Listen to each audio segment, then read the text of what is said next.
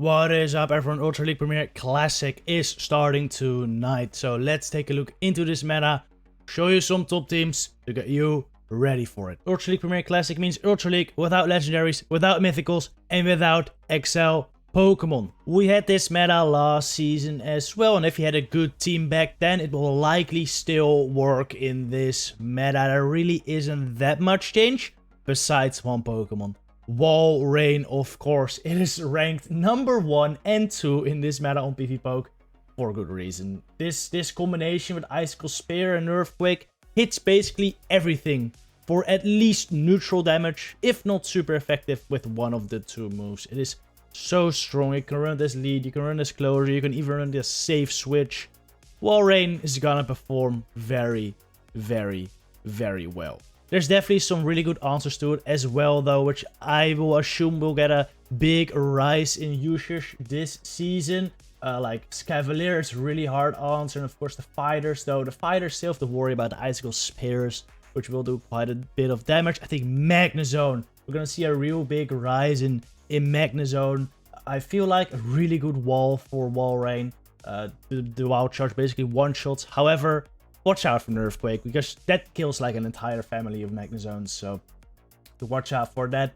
Blaziken is actually very highly rated, not something I really recommend, but it does okay versus Walrein as well, because of course you resist all the ice moves, only we have to watch out for the Earthquake. Besides that, staples like Snorlax, Poliwrath, and Obstagoon will still be very, very strong and perform quite well versus Walrein too. Last season we also saw a fair bit of Nidoqueen and Crobat in the meta. Where's Crobat? Oh, here it is. We saw a lot of Crobat last season, and I expect their usage to go down a little bit because of Walrein, but they should still perform quite well against everything else. Anyway, let's just get into the team, starting with this incredibly strong team.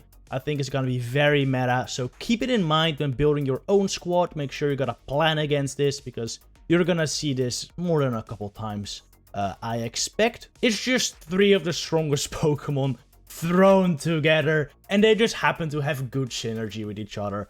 Toxicroak or Nidoqueen in the lead, Walrein and Trevenant in the back. This is just very, very solid. Toxicroak and Nidoqueen just cover Walrein and Trevenant really, really well. Walrein, of course, those 2 electric types, steel types, and fighting types. Both Nidoqueen and Toxicroak do really well against those. Trevenant loses quite hard to dark types and normal types like Snorlax, of course, and well, Toxicroak and Nidoqueen do really, really well there too. In this lineup, I would highly recommend you usually safe switch Walrein if you have a tough lead, because Walrein just doesn't get really hard walled by anything. Hardest wall being probably like an Escavelier, but you can still hit that quite hard with an Earthquake. Same if an electric types comes in. If a fighting comes in, Icicle Spear will still do a lot of damage. And this team also kind of functions like an ABB, kinda, because Walrein and Trevenant both struggle versus Obstagoon. So you kind of want to save your Toxie or your Nidoqueen for a potential Obstagoon. So if you don't see that in the lead, try to switch in your Walrein to lure it out, and if you lure it out, then Trevenant is gonna have a really good time in the back. This team, of course, does come with its flaws. Crobat is a pretty good core breaker for being able to beat both Nidoqueen, Toxicroak, and Trevenant. However, especially Nidoqueen versus Crobat is kind of close, and Trevenant can also still unleash a Shadow Ball onto Crobat, so it's not the end of the world. Same counts for Gengar.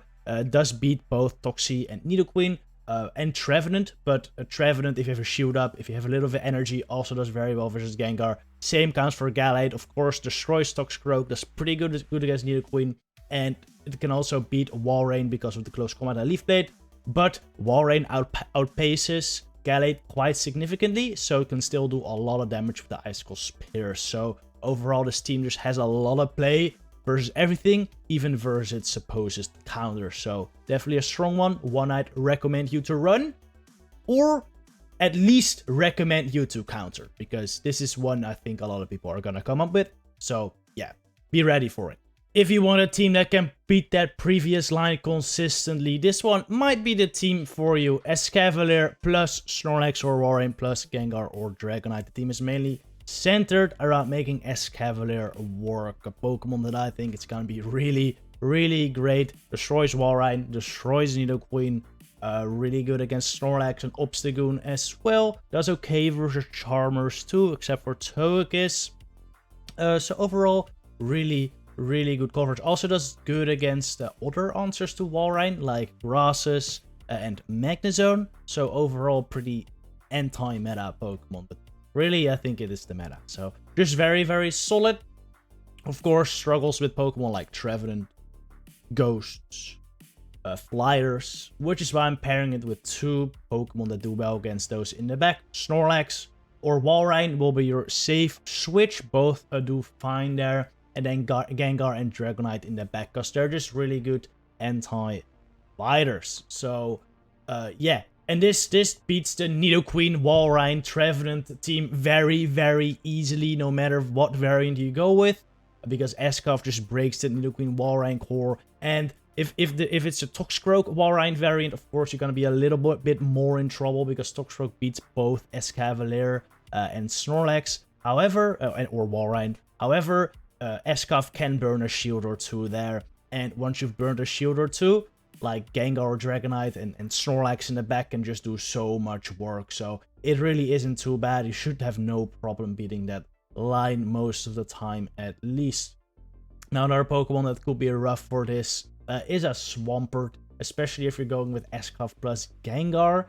But both Escav, Gengar, and the Pokemon in the middle of play against it. Same with Poliwrath. Poliwrath is kind of a core breaker, but very manageable as well. Overall, just a very solid line with very flexible Pokemon that should have play versus basically everything you face. Next up, one of my favorite lines from last season, Poliwrath double poison, and I think it might be even stronger this time around. Of course, Poliwrath has gained a new target, Walrein. Poliwrath is really one of the best answers there. Besides Walrein, it can beat a lot of other stuff as well, like Nidoqueen, like Obstagoon, like Snorlax, like a Alolan Muck. It sells Ice Punch for the Flyers as well, like Crobat, though you do generally still lose there. At least it has play. Dynamic Punch, Ice Punch is the moveset I would recommend in this line, because otherwise Dragonite could be a big issue as well. Like the Ice Punch just really helps there. However, like Scald could be an option as well, but generally I think Ice Punch, Dynamic Punch is the way to go. Then a Poison Jab, Dark Pulse, and Acid Spray, Alolan Muck. Though, if you want to be a bit spicy, Sludge Wave, Poison Jab, Alolan Muck could be fun as well, because no one expects the Sludge Wave anymore these days. So as a safe switch, Sludge Wave, Alolan Muck could be a good play, because if they come in with like a fighter, they might just no shield thinking it's an Acid Spray, but then they die and you have switchback. So it could be huge. And Crobat, just standard moveset, Air Slash, Poison, Fang, and Shadow Ball. Even with Walrein in the meta, this should still be a really good player. Some core breakers for the squad though are electric types. They could be rough. However, most of the electric types are quite squishy, so with teamwork you should be able to manage. And Poliwrath is so squishy with the Ice Punches, or so squishy, I mean so fast to the Ice Punches, that they can hurt the squishy electric types quite a bit. An opposing Crobat could be quite a lot of problems, because Crobat does beat both Poliwrath and Alolan Muck. But since Poliwrath sells Ice Punch and Alolan Muck has access to Dark Pulse, with teamwork should be able to make that work. And Swampert as well could be a little bit of an issue. Poliwrath does generally beat it, as well as Crobat sells some play as well. But it's just gonna be a bit difficult to play around, but this should definitely be manageable. Next and final line, the All Glass team, Magnezone, Gallade, Dragonite. Honestly, a line I'm not 100% sure if it will work that well yet, because all of these Pokemon are incredibly squishy, so you might honestly not have enough shields to run it. But if you can manage your shields appropriately, you can really overpower your opponents with charge move damage and fast move pressure. You know, Magnezone doesn't have much fast move pressure, but is running hard hitting wild charges. Gallade just destroys everything with confusion and hard-hitting close combats, and Dragonite can just Dragon Breath through everything. So yeah, this team I think is pretty solid. Magnezone, of course, loses hard to mainly Swampert ground types and fighting types, and Gallade and Dragonite both answer those very, very nicely. So yeah, overall pretty balanced team in this line. I would consider, I would highly recommend, if you have a bad lead, you go into Gallade and not Dragonite. If you're gonna switch lock your Dragonite, 9 out of 10 times there's gonna be a wall rain and you're just gonna cry, because that thing's just gonna farm you all the way down. It's gonna have a lot of energy and it's gonna throw a couple Earthquakes at your Magnezone once you bring it back in. So don't do that. If you have a bad lead, always go into Gallade, because it doesn't have that many real hard answers besides Charmers. But hopefully those won't be that common. We'll see, and even if it's a Charmer, then you still have Dragonite in the back to hopefully take care of the rest. Now, 2 Pokemon that you don't really want to, or actually 3 Pokemon that you don't really want to see in the lead are Obstagoon, Trevenant, and Gliscor. All 3 could be pretty troublesome for this Magnezone Gallade core, though Gallade still does a lot of damage with Confusions versus Trevenant. You one-shot Obstagoon with close combat, and you still do quite a bit of damage with Magnezone versus Gliscor. If you just don't get hit by the Earthquake, like your Mirror Shots, your Wild Charges can definitely add up. And versus all 3 of those, Dragonite does fine. So overall, I think even if you face these leads, it should be quite possible. One thing I also really like about this team is that Magnezone can just utilize the Wild Charge and Dip strategy really, really nicely. Even if you have a bad lead, let's say you lead it to a Fighter or an Escavalier, honestly, maybe you should consider throwing a Wild Charge and switching out, because then you've gained shield advantage, and with a shield up, Gallade or Dragonite can just do so well. And even later in the game, maybe you can farm something down with Magnezone and just start unleashing Wild Charges. Even versus like a Trevenant, which resists Wild Charges, they will do a lot of damage, and then you can farm now with another Pokemon. So I think overall it's quite a flexible team.